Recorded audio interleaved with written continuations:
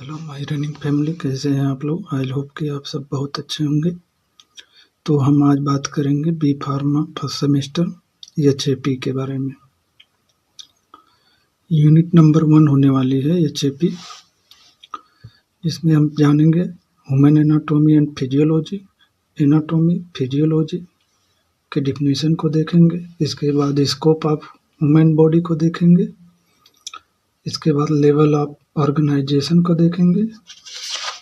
इसके बाद introduction to human body को देखेंगे। इसके बाद डिफिनीशन ऑफ ह्यूमन बॉडी को देखेंगे। तो चलिए स्टार्ट करते हैं। ह्यूमन एनाटॉमी एंड फिजियोलॉजी, जिसको हम शॉर्ट में एचएपी बोलते हैं। तो इसमें human anatomy and physiology is the branch of science that study the structure and function of human body and it's organ. तो इसमें ह्यूमन एनाटॉमी एंड फिजियोलॉजी विज्ञान की वह शाखा है जिसमें हम बॉडी के ऑर्गन के स्ट्रक्चर एंड उसके फंक्शन की स्टडी करते हैं। तो वो चीज़ हमारी ह्यूमन एनाटॉमी एंड फिजियोलॉजी के अंतर्गत आती है। फिर इसके बाद एनाटॉमी क्या होती है। Anatomy deals with the structure and part of the body. Anatomy हमें वो चीज़ बताती है जैसे हमारे बॉडी के पार्ट का पोजीशन क्या है, उसकी लोकेशन क्या है और वो किस कंडीशन में है। Physiology deals with how those part work and perform their function. Physiology हमें ये बताती है कि वो हमारा अंग किस तरह से काम कर रहा है और उसके क्या क्या फंक्शन हैं। जैसे हमारा ये हार्ट हो गया। अब इस हार्ट में आप दे सकते हैं इसकी जो बनावटी संरचना है और इस प्रकार से इसकी सिचुएशन का, इसकी लोकेशन क्या है या कहाँ स्थित रहता है, ये चीज़ हमारी एनाटॉमी में आ जाएगी। जबकि ये जो इसका पंपिंग करने का ब्लड कैपेसिटी है और ये पंप किस तरीके से करता है, किस तरीके से सर्कुलेट करता है हमारे बॉडी में, और ये कैसे कैसे सर्कुलेट होकर फिर ब्लड हमारे हृदय में तब फिर रिट्राई करके ये जो वापस फिर बॉडी में चला जाता है। तो ये चीज़ हमारी जो फिजियोलॉजी में आएगी। ठीक है। इसके बाद हम देखते हैं scope of human body. Human body का स्कोप क्या, आखिर हम इसका स्कोप कहाँ कहाँ, आखिर हम इसकी स्टडी क्यों करते हैं, हम इसकी अप्लाई कहाँ कहाँ कर सकते हैं। तो इसमें फर्स्ट पॉइंट है the study of human body include understanding its structure and function and working of human different organ and system. हम इसकी स्टडी के माध्यम से पता लगा सकते हैं कि हमारे शरीर में कौन सा अंग कहाँ कहाँ है, उसका स्ट्रक्चर क्या है, उसका फंक्शन क्या है, उसकी वर्किंग क्या है। हम डिफरेंट ऑर्गन का पता लगा सकते हैं। इसके बाद next, it help in learning how to body maintain health. और इसके माध्यम से हमें समझने में मदद मिलती है कि हमारी बॉडी कैसे मेंटेन होगी और इसको हम किस तरीके से मेंटेन रख सकते हैं। फिर नेक्स्ट पॉइंट है how disease effect body function.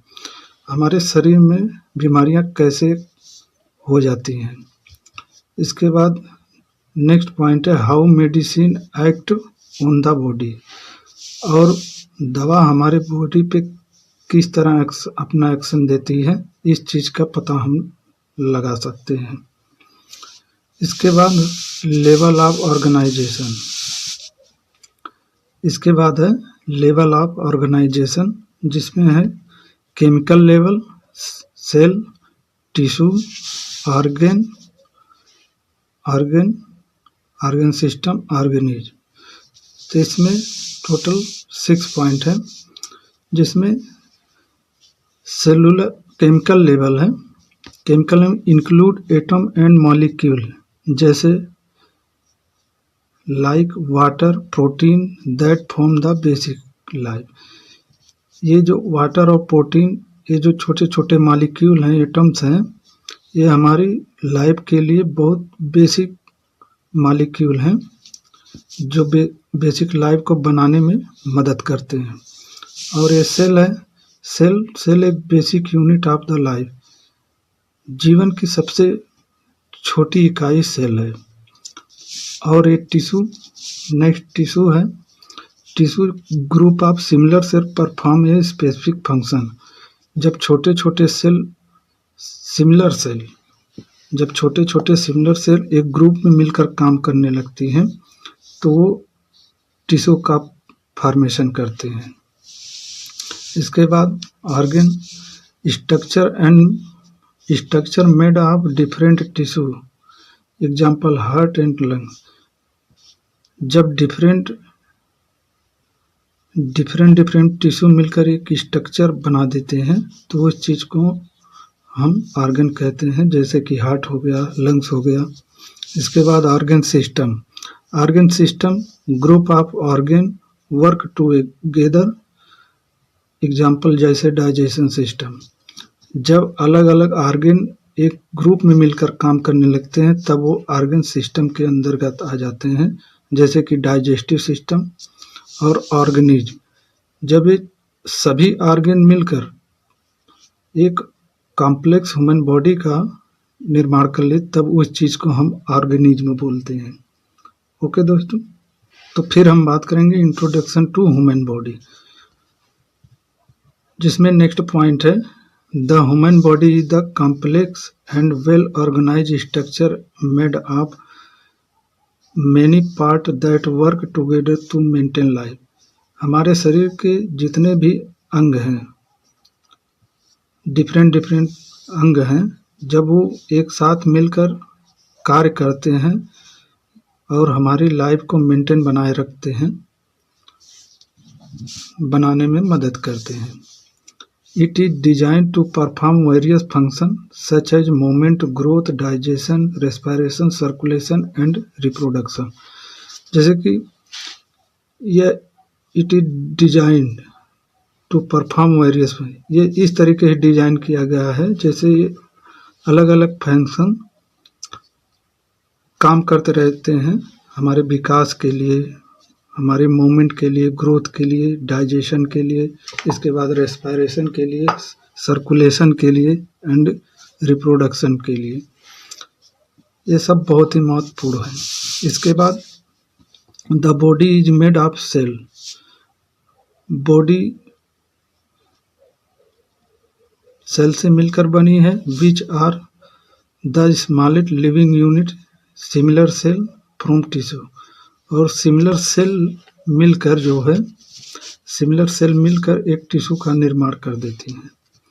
और tissue combined with together in form organ and organ work together in group called organ system. जब टिश्यू कंबाइंड होकर एक साथ मिलकर काम करते हैं तो वो ऑर्गन बना लेते हैं एंड ऑर्गन वर्क एक साथ जब काम करते हैं ऑर्गन तो ये ग्रुप में काम करने पर वो ऑर्गन सिस्टम बना लेते हैं। All this system function in coordinate to keep the body healthy and balance a state known as homeostasis. अब देखिए होम्योस्टेटिस क्या होता है, जो हमारे शरीर को हेल्थी और उस शरीर को बैलेंस बना के रखते हैं, इस चीज़ को हम होम्योस्टेटिस कहते हैं। होम्योस्टेटिस को हम आगे चलकर पूरे विस्तार से पढ़ेंगे, ठीक है।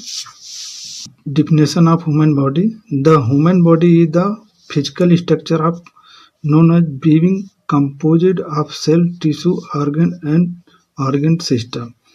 The work together to maintain life and perform all vital organ function. जैसा कि हमारी बॉडी सेल से मिलकर बनी हुई है और सिमिलर सेल्स मिलकर एक टिश्यू को बना देते हैं। इसके बाद टिश्यू मिलकर एक ऑर्गन का निर्माण करते हैं और ऑर्गन एक ग्रुप में काम करके ऑर्गन सिस्टम का काम करते हैं। ये सब जो एक साथ ऑर्गन सिस्टम एक साथ काम करके और लाइफ को मेंटेन बनाए रखते हैं और अलग अलग फंक्शन को कार्य करने में मदद करते हैं। तो ये था दोस्तों आज का छोटा सा लेक्चर, और नेक्स्ट लेक्चर में हम आगे मिलते हैं। तब तक के लिए थैंक यू, बाय।